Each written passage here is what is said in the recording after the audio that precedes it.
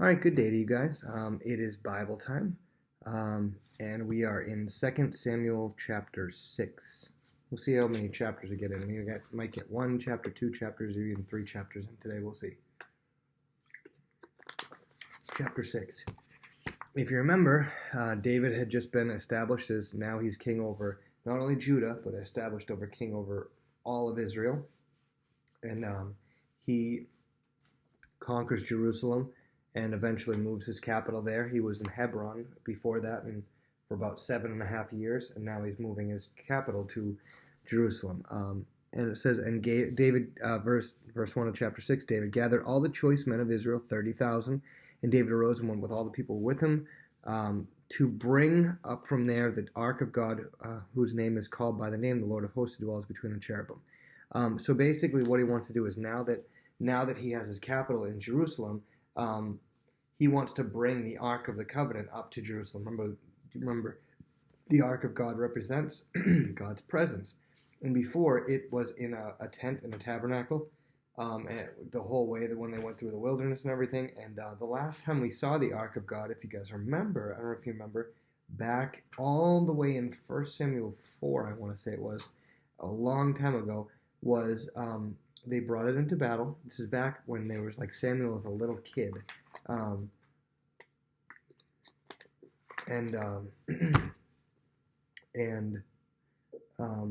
Eli had it brought into the ark, had it brought into the battle, and the Philistines had it, and the Philistines sent it back and everything, and then it was brought to Beth Shemesh, and then from there it was brought to a house there. And I think that's the last time that it was. Let me look as I go here. Let me just look it up really quickly. I believe that was the last time that it was. Sorry, bear with me. I believe that was the last time it was in Israel. Look it up here.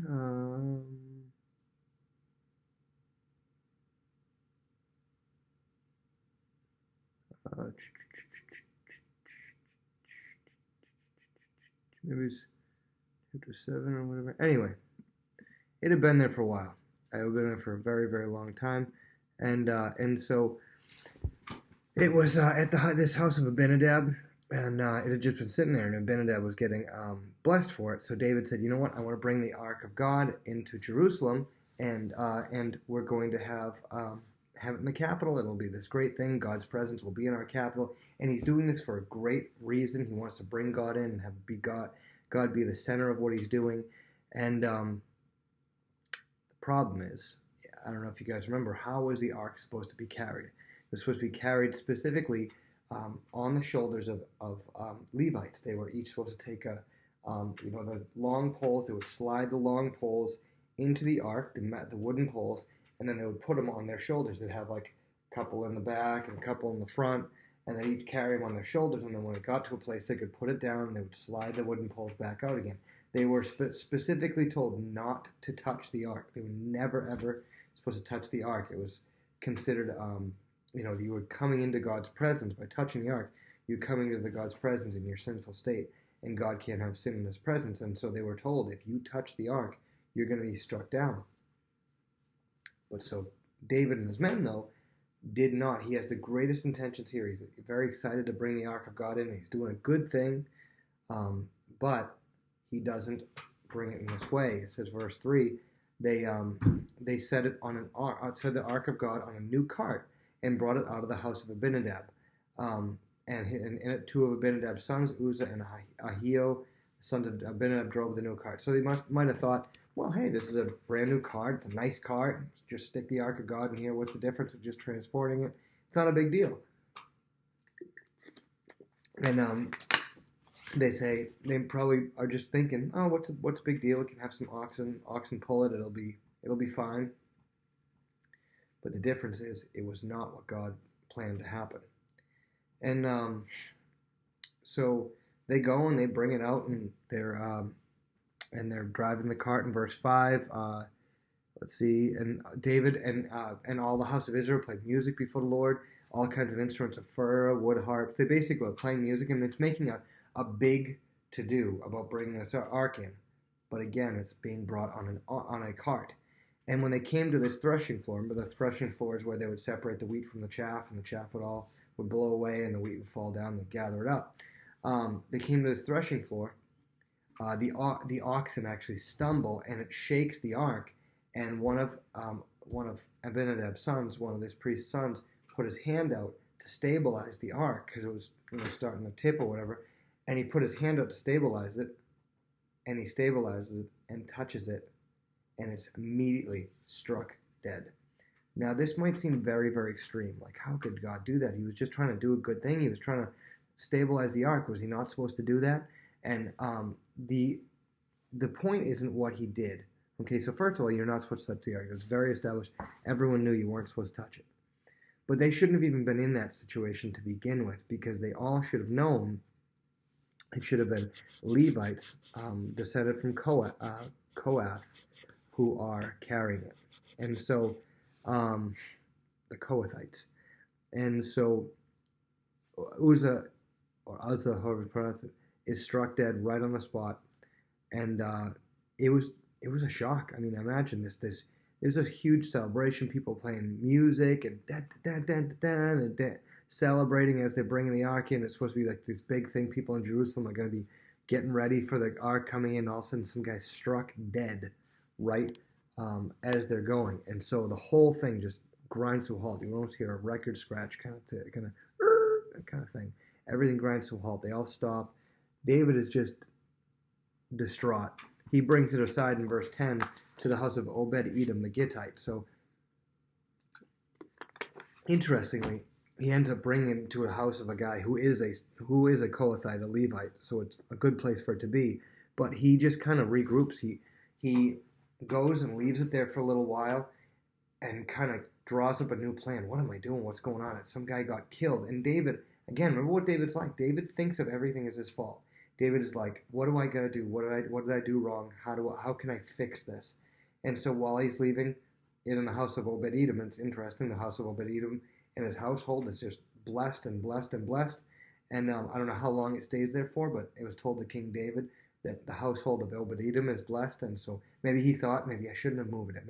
Maybe I'm not being moved. Maybe I'm moving it was the wrong thing. But he's told that it's being blessed by being there. He's like, man, I got to get this thing in Jerusalem. And so he figures out what his error was. It wasn't that he was making it a big production. It was fine. It was fine to celebrate. It wasn't that he was bringing it to Jerusalem. It was a great thing to do. It wasn't his intentions, because his intentions were great. It's the fact that he didn't obey God. So here's the thing. It doesn't matter our intentions always. Obviously, our intentions do factor in. But if our intentions don't matter if we don't obey God. If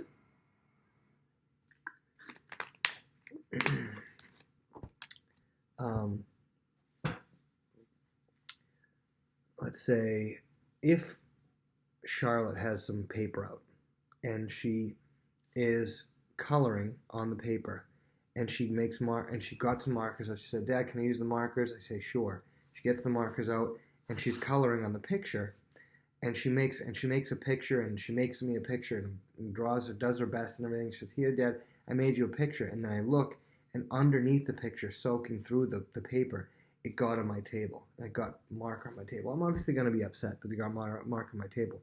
But she didn't intend to get marker on my table. So in that case, I understand her intentions, and I'm not going to be as upset. I'm going to be upset that the table is ruined, but I'm not necessarily going to be upset with her because she was using the markers. I told her she could use the markers, and she was intending to try to do something nice. That's where intentions matter. The difference would be if she said, Dad, can I use markers? And I say, no, you are not allowed to use markers. And I walk out of the room, and she goes and sneaks in, grabs the markers, uses them anyway, and then they leak through the paper. And I come back, and I said, what are you doing? And she goes, well, I was making a picture. And I see that there's marker on the table. I'm going to be a lot more angry. Because in that case, it doesn't matter the intention that she wanted to make me a nice picture. Overruling those intentions are the fact that she was disobedient. Okay, at that point, I'd say, I don't care what your intentions were. I don't care about nice things. I care about obedience overall. Now, if she was being obedient and she made me a nice picture, that's great. But if she's being disobedient to try to do something nice for me, that's not good. So he was trying to do something nice for God, which is great, but being disobedient at the time. And so he goes and went up and he wants to bring up the ark. And we're told, and this is a parallel story in First Chronicles, and we're told between here and there that this time he brings it with Levites and brings it the right way. It told a little bit more detail in First Chronicles that there are he makes it an even bigger to do, and this time he has the Levites carrying it the right way. And not only that, he wants to make sure everything's done the right way. And that when they go 6 paces, he stops and does a sacrifice. I mean, picture how long it would take to get there. It'd take a long time. When they go on 6 paces, he does a sacrifice, does a sacrifice, does a sacrifice. He goes above and beyond. He doesn't need to do a sacrifice every 6 paces. He doesn't need to do that. But he's going, you know what, God? I want to, just in case anything's going wrong, I want to just take it. I want to take it and take it. Be safe. Rather be safe than sorry. And I want to take it carefully and make sure I'm doing the right things. And so they go and they bring it into into Jerusalem. And once they enter Jerusalem, it says in verse 14, and David danced before the Lord. He danced with all of his might, and he was wearing a linen ephod. So later on in the chapter, we're going to see that he's accused of being uncovering himself. It's important to understand that he wasn't naked. Okay, he was wearing a linen ephod, which is essentially just regular clothing. But what does this mean? So he actually, what he would do is normally as king, he would have these kingly robes and these kingly garments and everything. And what he does is he takes it all off, all the kingly stuff off, and is wearing just regular clothes. Like if you didn't know who he was, you couldn't tell the difference between him and just somebody else in the street. He looks like a commoner. And he sits there and he dances before the Lord. And it's doubtful that he's the only one dancing. Everybody's probably dancing. It's probably like a party, like, you can think of like a home run trot. Like a guy hits a home run, he's like dancing around the bases or whatever, or some parade coming down the street like that with music playing, dun, dun, dun, dun, dun, dun, or something like that. He's dancing, and everybody's dancing, and they're praising God, and it's definitely a very lively time. Dancing, bringing to the city. And David and all the house of Israel brought up the ark of the Lord, shouting and at the sound of trumpet. But listen, verse 16. Now as the ark of the Lord came into the city, Michal, however you pronounce her name, Saul's daughter, remember David's first wife, looked through a window, and she saw King David leaping and whirling before the Lord, and she despised him in her heart. So she sees him, and we're going to dancing around, and we're going to see, especially without his kingly robes on, like a commoner. And she hates him. She looks down upon him like, wow, how could he do that? And, but verse 17, they brought the ark of the Lord in, set it in its place in the midst of the tabernacle that David had erected for it. And David offered burnt offerings and peace offerings before the Lord. He's just psyched. And when he finished doing that, in verse 18, he blesses the people in the name of the Lord. In verse 19, he distributes among the people to everybody a loaf of bread, a piece of meat, and a cake of raisins, and gives them. He blesses everybody, all the elders who are there. He gives them, has a great feast, and here you go, and everything. He's in that celebratory mode of just like, yes, let's go. Here, you have something, and you have something, and you have a cake of raisins, and you have a cake of raisins, and it's just he's in an absolute high. Like you come home from. If you won the championship sometime or whatever, you just come home and you're just on a high and this is great. This is the best day of my life. And he comes home like that, and he's met with Michal. And he returns. It says to return home to bless his household.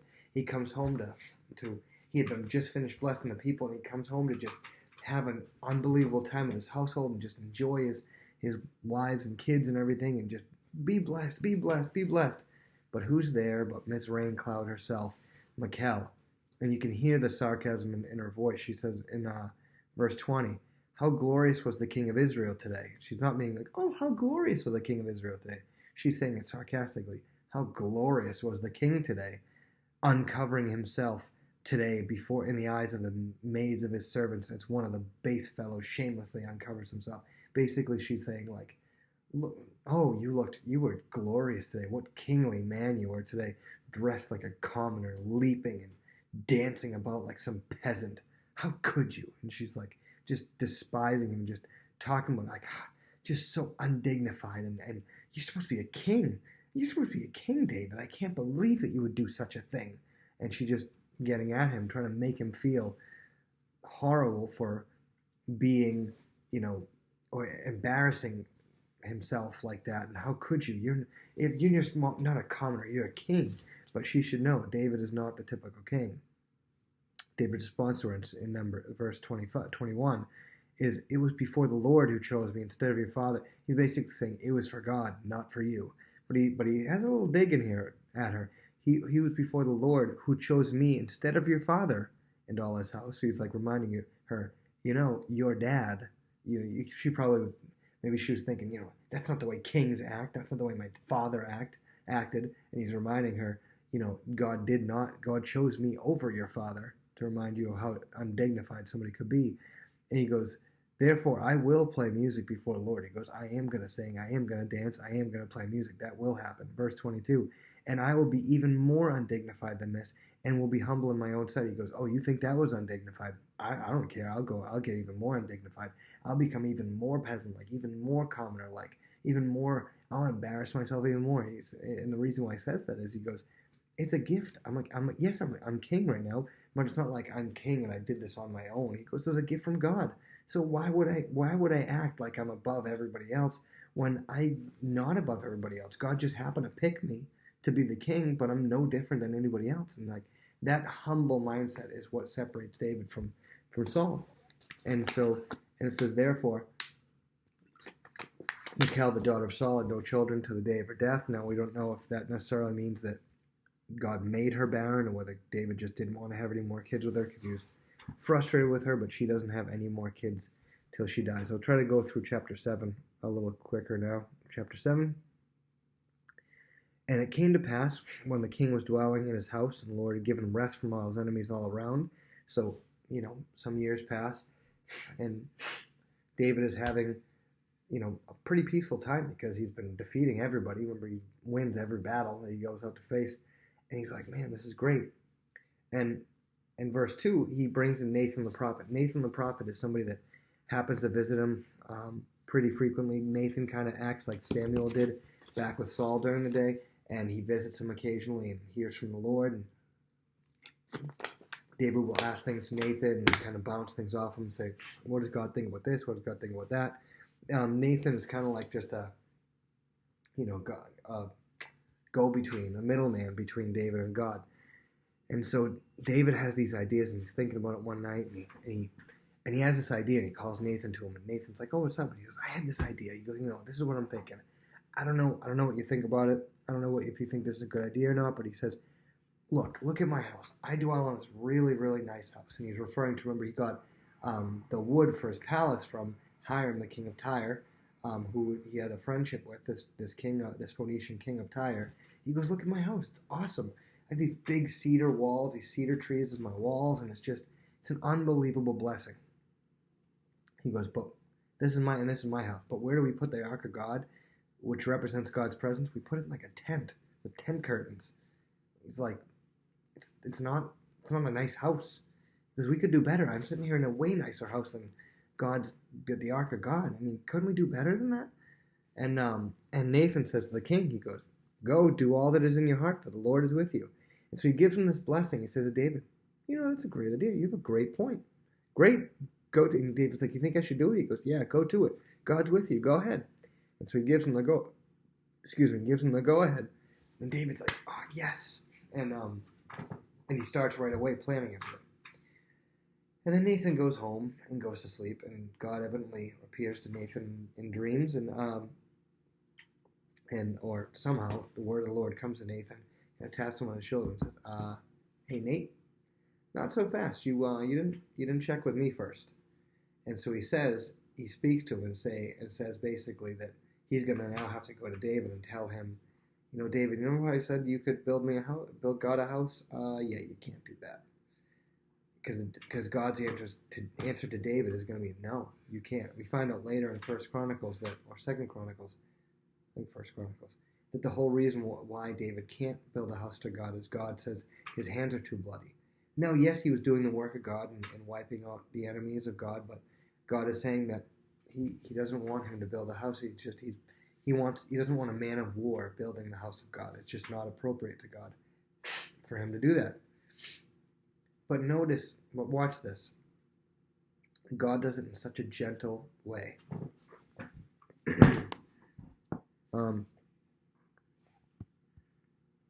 Verse 5 says to Nathan, passes on to David. He says, "Would you build a house for me to dwell in?" Like, you want to build me a house?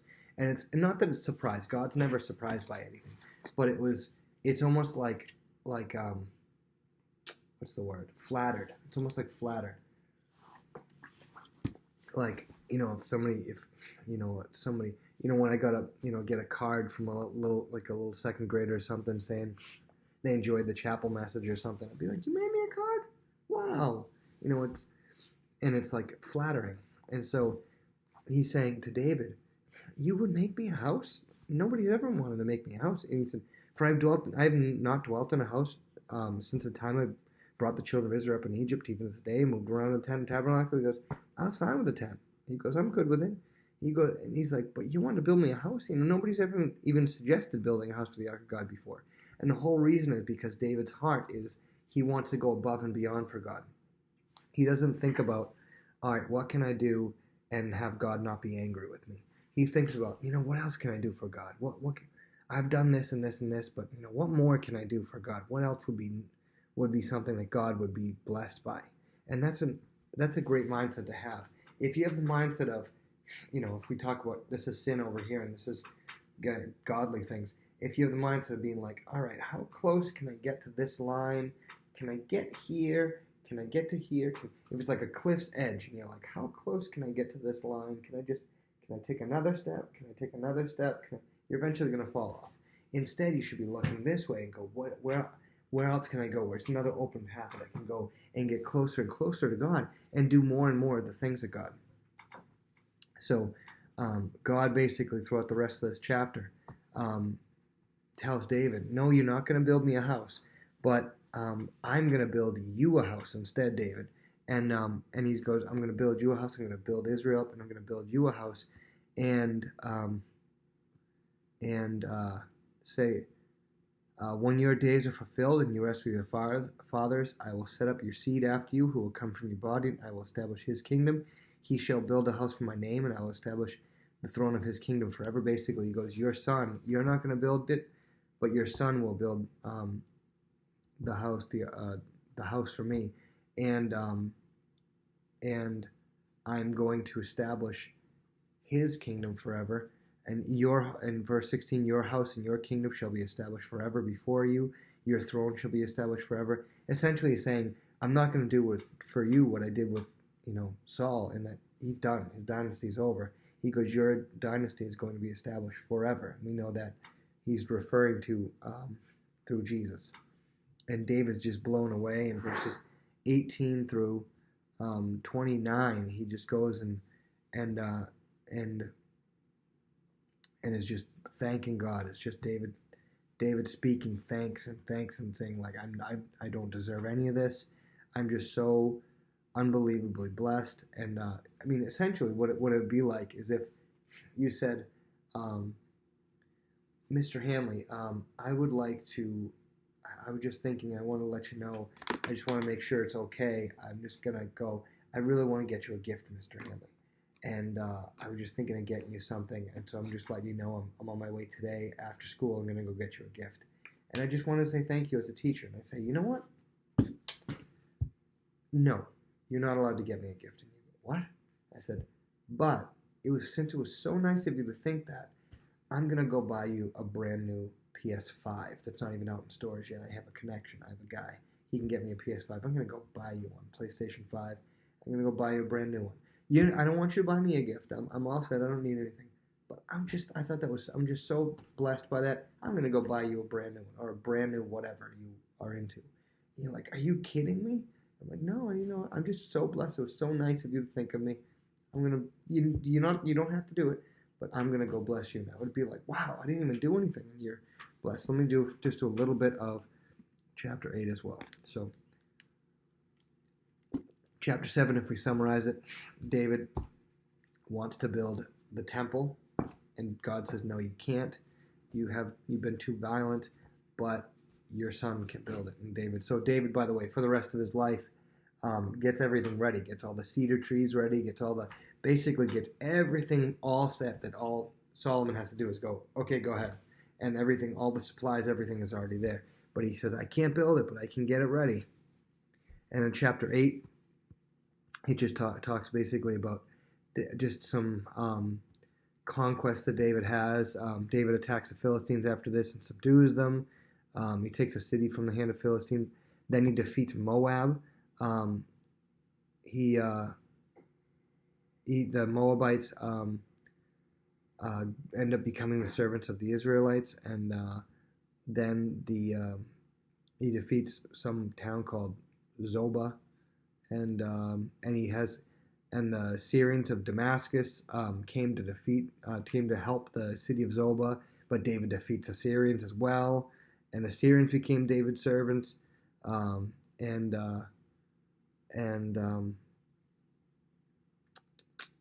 let's see, and basically David has all these victories from the Syrians, from the Moabites, from the people of Ammon, from the Philistines, from Amalek, king of Zobah, all these things. He has all these victories from all these people, and so I just kind of skipped over it because we don't need to go over a bunch of them. But he basically, this whole chapter is talking about his victories. So and it just kind of goes over who at the end of the chapter, who his people are. Like he has Joab rules over his army, and Zadok, son of Ahitub, and Ahimelech, the son of Abiathar, were priests and stuff like that. And so it just kind of tells you who is there. And so we're going to stop there. We will talk about a character named Mephibosheth next time, if you remember him, the son of Jonathan. He's going to come back into the fray. And that's about it. I hope you guys have a good day. Bye.